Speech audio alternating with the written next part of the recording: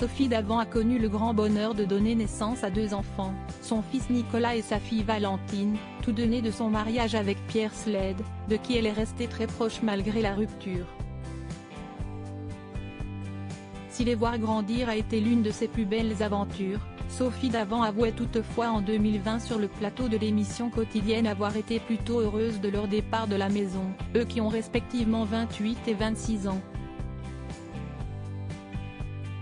Moi, si est-il extase en ce moment, parce que ça y est, ils sont partis tous les deux.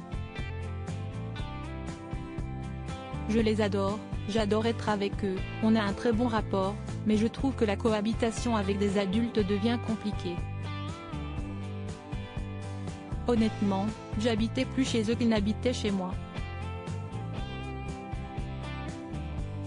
Donc, à un moment, ça va bien, lâchait-elle sans filtre à Yann Barthès à l'époque. Mais, selon sa fille Valentine, les voir prendre leur indépendance n'a finalement pas été si évident pour Sophie Davant. Peut-être qu'elle a été soulagée, mais en attendant, quand j'ai quitté l'appartement, elle a pleuré, a révélé la jeune journaliste culinaire lors d'une interview pour Gala. Alors, Sophie serait-elle un faux cœur de pierre? Valentine Sled a précisé que sa décision de prendre son propre appartement s'était imposée tout naturellement, autant à elle-même qu'à sa célèbre mère. Elle ne m'a pas mise dehors, si est une décision qu'on a prise en même temps. À ce moment-là, j'avais 23-24 ans, il était temps pour moi de partir et, pour elle, de déménager et d'avoir son appartement toute seule, a-t-elle expliqué.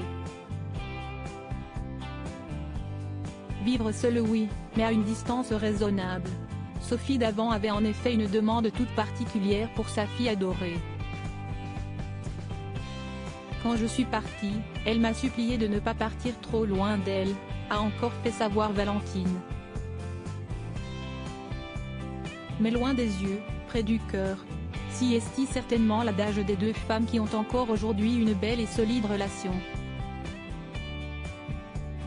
Il n'est par exemple pas rare que la figure de France 2 s'affiche complice aux côtés de Valentine. Cette dernière a même déjà fait la couverture du magazine Est de sa maman.